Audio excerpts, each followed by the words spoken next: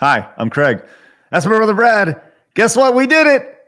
It's Woo! episode 13 of Weekdays with Craig and Brad. We did it. We made it back. I'm back home, ready to roll with you, Brad. Hi. This is lucky episode 13th. Now I was thinking we had some technical difficulties yesterday with episode 12. I thought unlucky 13 was just like you know what, let's just get out of the way now. Episode 12. Tomorrow will be lucky 13. So here we are. We made it. Episode 13. Wow. Yes, it feels good. And we got something special for you guys today because we're doing our first ever list today. First ever. As you can tell by the title of this video, it's the top 5 things our generation has ruined. Maybe not top 5, it's just 5 things our generation's ruined. We're going to be talking about in no particular order.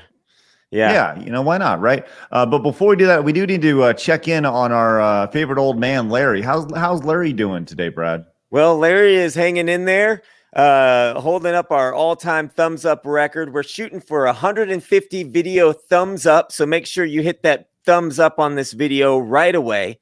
We're shooting for 150. Every time we beat that goal, our goal, Larry will get progressively more thumbs over time. So we're on level 1, achievement level 1, thumbs is what we're at.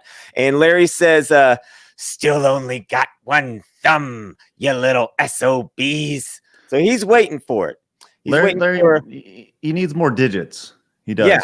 He does. He definitely at least needs 2 thumbs. Look, at this point, we just need it means everybody who watches is going to have to give a thumbs up, which is great. Hey, that's okay. No big deal. Because Brad, I got to break the news to you. This is big news for everybody. On our quest for 20,000 subscribers today, major milestone. Major milestone. Ooh. We have crossed the line, Brad. Look, the great departure last week. Wow. Look, the last 2 days, Brad, we are up 1 sub. It was me. Well, we also didn't post any content those days to remind people. So there's always that. So we'll see how this goes. Yeah, that was a random person on YouTube was like, this looks all right. I'll check it out later. And then they'll come back later and then they'll watch an episode and unsubscribe. Hey, you know what? That's great. Keep it up. Tell your friends, tell your grandma. She'll love listening to us chat it up every day at 3 o'clock right now. We're posting these episodes. So make sure you do like, subscribe, and do all that good YouTube stuff that makes people successful at YouTube, I guess. That's right. And while we're talking about things that are successful on YouTube, it's time for the YouTube comment of the day.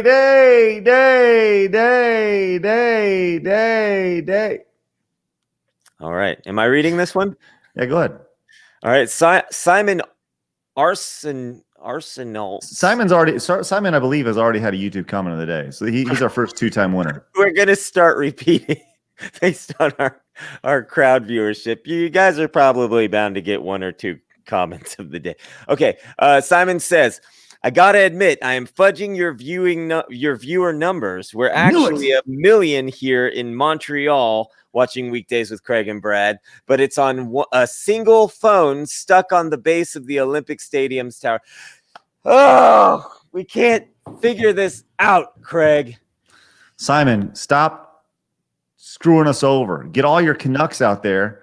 Get them use their bandwidth. Let's go, Simon. Thank you for that. I imagine. Don't tell Simon to pull it out. I imagine he holds up the phone and says, "My people, we shall all tune in on our phones today." And then they all just one by one hold up their phone. It's just this split screen of you and me over and over again over this crowd, and then they all just. Our viewership just goes up and everything's great. It's going to happen with this episode 13, lucky number 13. They go, okay. Do you want to watch Craig and Brad, eh? That's right. Let's go have some maple syrup and, go play some hockey. Now we just lost him. Oh, that's so offensive. Congratulations, Simon. You win the YouTube comment of the day. Woo! And right, let's do this thing. He gets 17 points. Whoa. Hopefully that'll bring you back. Hey, but I changed my mind. He gets 13 for lucky 13. There you It's go. less, That's nice. but they're lucky. All right, you ready to do this? Let's get into our top 5 things our generation has ruined. Okay. All right. And by top 5, I mean just 5 things we thought of that were ruined by a generation. Okay. Yeah. All right. Would you like to start with our first one? This was your pick. Sure. Let me pull it up here. So I think my first pick, the first thing that came to mind was phones. Yeah. You did. Our generation has ruined phones. Mm-hmm. And it's because the phone is not a phone anymore, which makes me sound so old manish. But, when we were kids, we could do prank calls. It was a big deal calling a girl's house. This thing here, it's not a phone. We all know that at this point. It's a contraption. It's a small TV. It's a calculator. It's a life ruiner. That's what it is. It really is. I mean, we've all kind of been trapped into it these days, but we're glad you're watching us on one, most likely. 70% of our viewership is watching us right now on the toilet. This is a phone, guys. This here is a phone. That is a phone. Well, you could even go further back than that if you wanted to. Something that's plugged into the wall is really a phone. But something that as I'm looking at these pictures, it reminds me of when Mom gave us our phones for Valentine's Day. I think it was like 1999. Yeah, I was a senior in high school before I got my first phone. Yeah, and they were big, but we have been lucky enough to keep our same phone numbers since we got that very first phone number. It's very weird. I've had that phone number pretty much my entire adult life. Yeah, it's like having an AOL address that you just still have to this day, and that's your one that you use. But I definitely couldn't log into my original AOL address today. Yeah, look, I'm not gonna look. Phones are great. These are great, but they're also they're the worst. They're the great and the worst. Well, the thing is that we have these great things. That's what our generation. Number one of this list should really just be taking all great things and then just ruining them, because like we have these great things. We have the internet. We have technology at our fingertips. We have all of knowledge at our fingertips. But we use it, start going back to the original Dancing Naked Baby from Ally McBeal, that viral clip, one of the first viral things. And then we graduated to cat videos. And that's just the progression, Now we don't even speak anymore on the social networks to each other. We all send each other little animated clips from movies of our favorite characters going, huh, and weird stuff like that. So, we've definitely ruined phones. But I really do I recall back to the days of being able to make a prank phone call, which nowadays would just get completely ignored, because what you would do is you'd pick up the phone in your house and you just hit whatever numbers you thought it'd take you somewhere. Then whoever picked up the phone, I remember this was a prank call that we thought was hilarious back in the day. And it went like this. I remember it to this day. This is for everybody. Ready? Say, you be the person on the other line. Okay, I'm going to be 10-year-old me. Ready? Okay. I'm getting the phone. Shut up. Just hold on. Ring. Hello. Hi, I like corn. Do you like corn? That was it. And that was hilarious to me. The damn corn kids again. I like corn. Do you like corn? Bam! Phone call's over. Way to go. Nailed it. Yeah, that is one thing that the next generation won't quite get is the prank call. And they'll probably be charged with domestic terrorism if they do it. Right. Yeah. Somebody called me asking about corn. What does that mean? What's that mean? The acronyms for corn online. So I don't know. Nice. All right. I got the next one. Okay, go for it.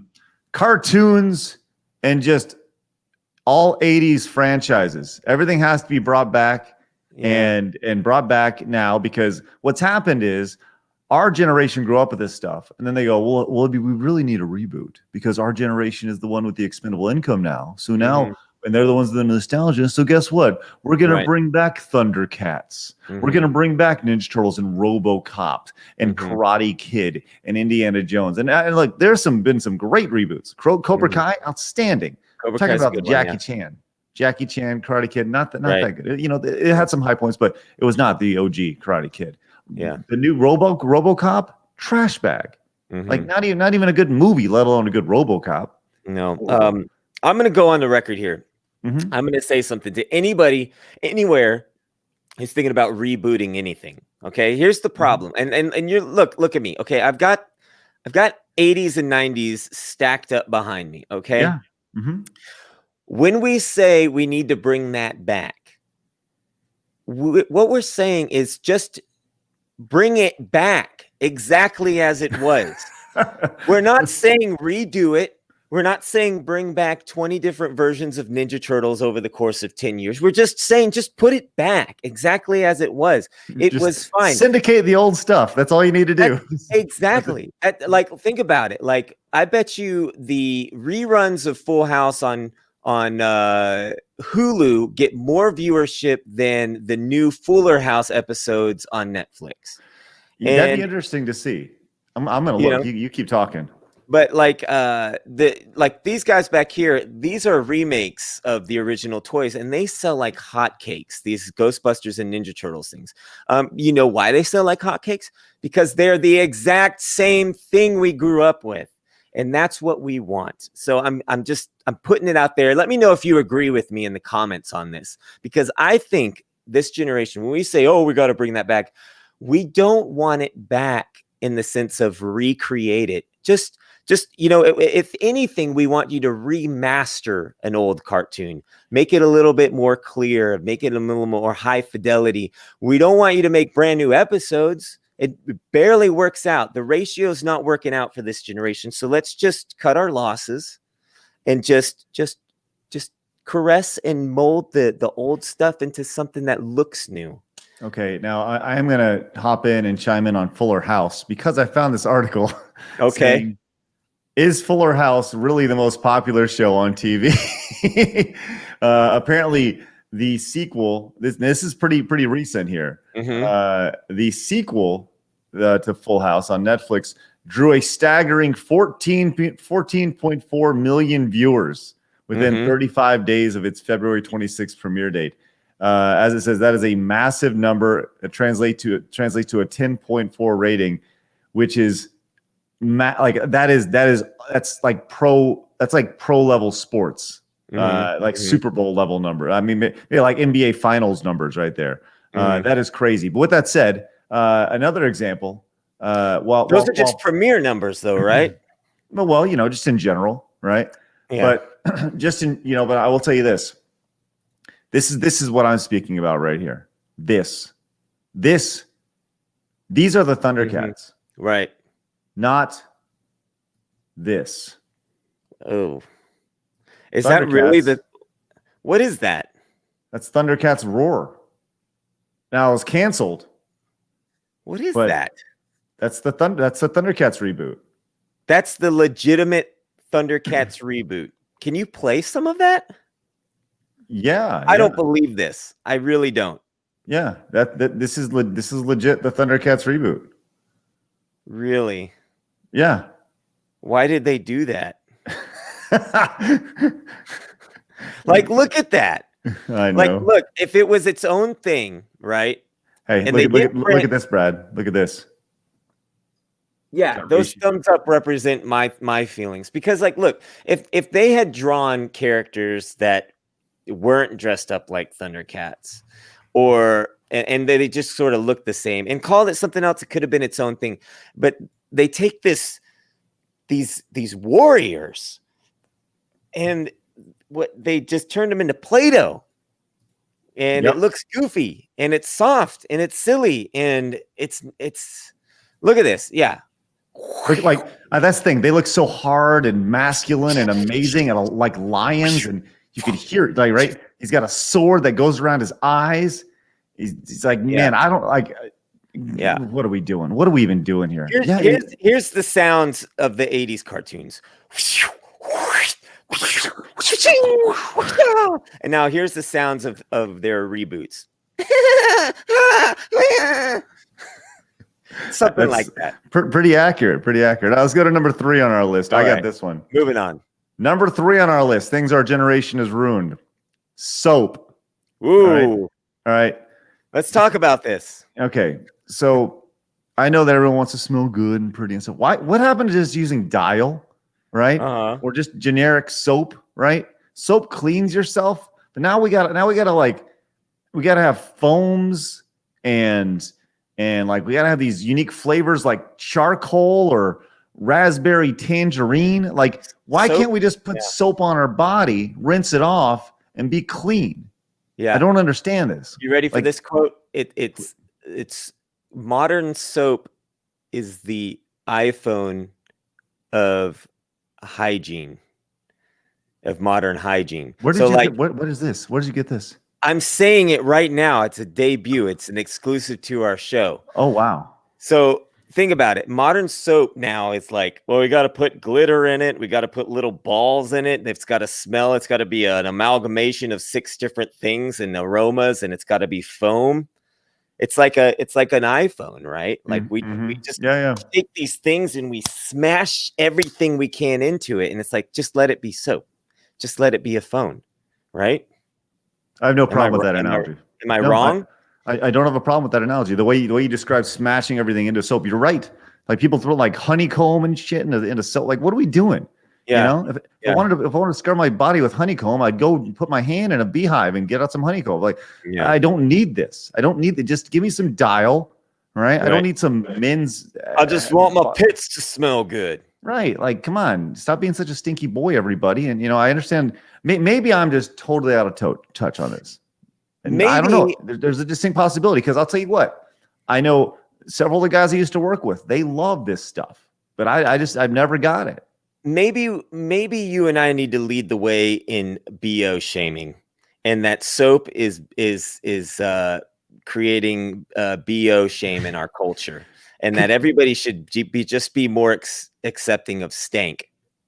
What do you think? I think I would actually like to lead a ad campaign from Dial, just walking around and being like, "You stink," and then just hand them a bar of soap. Sorry, you stank, and that's the tagline. You stank. Here's some Dial.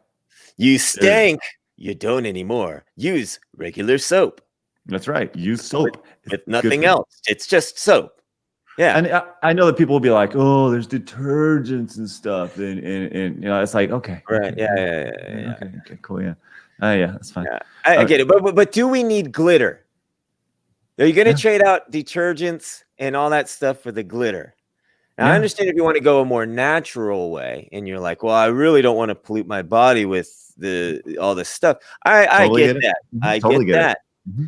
But if you're going to trade that out for glitter and little marbles, and I don't even know what they put in sand. Soap.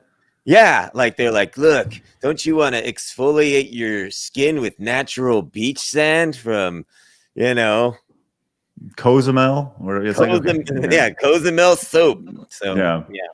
Okay. I don't know. Good okay, one. Cool. So we totally sound old manish.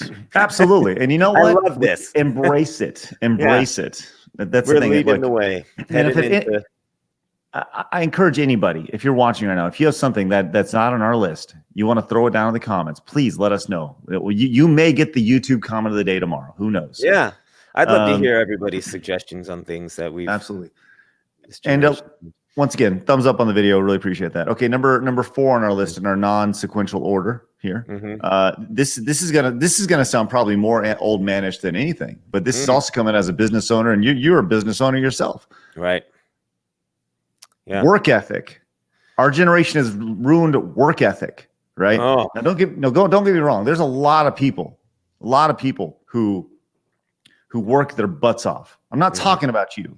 I'm talking about this group of people that don't want to work hard. They want to have everything handed to them on a platter. They want to go into a workplace that has snacks and all this fun stuff and get extra days off and get paid more for doing less. That's what you've ruined. You've ruined the idea of being committed to a company and loyalty to your boss. You've given up the idea of having to grind to get anywhere, right? And everybody wants something for nothing. and you've ruined the workplace. Ruined Yeah. it. Congratulations. You know how you can distinguish the difference. If you work hard, you know you work hard. If somebody said, "Do you think you work hard?" and your answer is just like, "Yeah, I work really hard."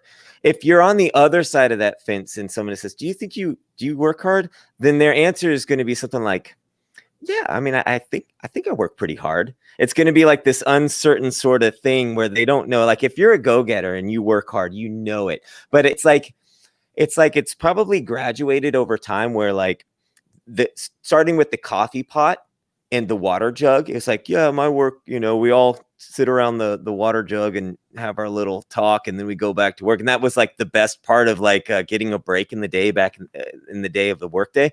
But now, then it graduated like we got a refrigerator in, and then you got at some point Nerf guns in the office became part of the flow of the day. Hey, Jimmy's still working on that report.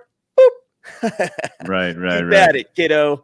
And then the guy working on the report's like, I love my job, but it's not like gotta get it done. Let's go get them. I don't know. I was watching a thing, and I think we have another brother who works in the Silicon Valley area right there, and he talks about like these companies and how they have all these. I'll never forget. There's all these startups in LA, San Francisco, right? And they're all, what they do is they hire this top young talent, right? And this guy was talking about he's been a boss and an investor in dozens of startups. He's made a ton of money, and he was talking to. I've told the story before on stream or just various times, but he was talking to like a young up and comer who was like, now this is a little bit younger than our generation, right? But our generation enables this, right? And that's the issue. He was talking to a young up and comer, probably 24 years old, right? And he's like, well, about a year path, a year, he has a conversation like, well, what can we do to make your job better for you? And he's like, oh, I love some snacks, and I love some, if we can do some snacks, and we can have a massage table, and all these like, fruity things that you get on a at these startups, right? It's like, wow, this is like if this ever happened in anywhere, that'd be crazy. And the fact that it's all for free, right? And then like a year passes. And the guy comes up, the young up and comer, he's been there for a year. He goes up to the boss and he goes, well, I'm leaving your company. And the guy's like, what? I gave you like everything you wanted. And he goes, yeah, well, it's not enough. Actually, I want to go to a place where I'm valued more. And I want to go to a place where I can make a bigger impact. And he's like, well, you've been here for a year. Like you barely know where the copier is, let alone, you're not in a position to make an impact. Right. Right. So that's kind of the thought was, I want to make an impact. It's like, okay, but if you stay a little bit longer and you get a little more seniority, guess what? You'll get a little impact, but it's just it's an entirely different mindset. Yeah. And it's weird that there's like, I'm 39 and I feel like there's this between me and like 24, this 15-year difference, this generation is such a wildly drastic thought process on how what work is supposed to be. And it's crazy. It's there's a lot of fluff getting in the way of how to work at a company, I think. And like, who wouldn't want to work in a place like that, right? Like I've been to facilities before where they've got these great buffets and you're like, whoa, you guys get this every day. I visited friends that, some of them work for Apple and things like that. They have like these companies, these mega companies have campuses. Yeah. And they're not just, they're not just feeding you, but they are massaging you and they are giving you, some of them have just, random slides that you can go down at any point in like, right. It's a fun house. It's supposed to be there to condition you to feel okay about working there. I think, 24 hours a day, pretty much. So you don't have to leave. That's the idea. Yeah. Is right. I went to a friend who worked for Facebook, and they had their food every day made for them. They had unlimited snacks, unlimited water. And it's like, if you would you wonder if they just remove those costs, how much more they would pay people, Right. Yeah. whatever. It's not That's my. a whole other can to open right. up on some other time. But anyways, so there's number 4 on the non-sequential list: work ethics, or just the workplace as a whole. So right. I know I sound a very old man there, but I just I feel whatever. strongly about this. Yeah, who cares? Number 5 on the list. Do you want to take this one? Sure. Number 5, face-to-face interaction. Whew. And here we are. Split screens. Don't do it. Don't. Oh wait, I looked the other way again. That's right. I always look this way. But yeah, face-to-face interaction. It's getting tougher and tougher for generations to have normal conversation face-to-face, and I think a lot of us are starting to see this with especially the tweens and the teenagers coming up. We're really starting to do. I think coming from a father's perspective, we're really doing some damage as far as being able to communicate well. Because again, it all goes back to number 1 on this list, or the first one. Our phones are getting in the way of that, and it just is.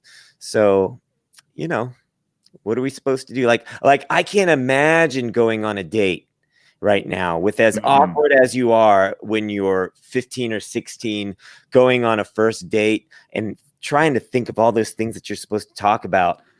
Back then. Well, go ahead. Not even at 15, 16. Like I'm talking about when you're 20, 21, 22, like going to the bars. Yeah. Where dating now is built around swiping left and swiping right. Right. The idea of having any sort of physical connection, and especially now with COVID masks, right? People have their masks on. You can't tell if a girl's smiling at you. Right? It's like could you imagine this guy like leaning in for a kiss? Yeah. Like the slow lean in, and you gotta because they're trying to tell you to kiss with the masks on right now. That's what they're doing right now. So are you serious? They're telling people to make love with masks on. You haven't seen those articles? Okay, it's a whole other ball game. But let's focus on face-to-face. So obviously, it is weird out there. It's a weird world. We're just we're approaching our 40s. And I think that, what this conversation solidifies is just that we're set in our ways. We like what we like. Well, I don't think there's anything wrong with, like, one of the most important things you can do when you meet somebody is look them in the eye and show them the respect or acknowledge that they're there. And when you have any sort of conversation, you look someone in the eye, you extend your hand and you shake their hand. But we can't shake hands now, right? So, so do one step further and look them in the eye, and that's really all we've got left. Right. That's all we've got left. Right. But yeah, totally. All right. Yeah, there you go. Look, there's our old man stuff, our generation ruined that we just don't understand. So I encourage you guys, once again, please let us know if there's anything, which I know there's a ton of things. We'll definitely do something like this again in the future. Yeah. Let us know what we missed. Let us know if you agree with anything. Let us know if you agree or disagree. Listen, I hope those million Montreal viewers, I hope they don't disagree and just leave the show. But honestly, it doesn't matter if you agree or disagree. The point is that you're getting us, and that's what the show's about. So you like to read the conversation, though. I like to think that the one guy with the phone, he turns around and he goes, "Craig and Brad are right." Oh yeah, Craig and Brad are really great. Let's go have some Craig's bad impressions. You guys want to go do a little curling, eh? It'd be fun. Wayne Gretzky, eh? Oh gosh, that's like me yesterday when you're like, name a boxer, and I just go Mike Tyson. Just the most obvious, horrendous answer ever. Impression. Right. Well, guys, we'll see you tomorrow. Craig. Yeah, way to go. Hey, what a great episode. 13. I hope we make it to 15. We'll see. Yeah. We'll see. But I'll tell you what, you guys, once again, tomorrow, 3 o'clock, we're going to give this 3 o'clock thing a go. So far, it's failing miserably. So we may go back to the morning the next week. We'll see. We're just trying this stuff out. Maybe we'll go noon next week. Hell, I don't know. We're just throwing things out, and we'll see what happens. So have an excellent week, or have an excellent day. We'll see you guys tomorrow. Subscribe to the channel as we're trying to keep it above the line a little bit every day to grow to that 20,000. If you made it this far, hopefully we've earned your subscription, and we'll see you guys tomorrow. Bye. Bye. I'm bad at this.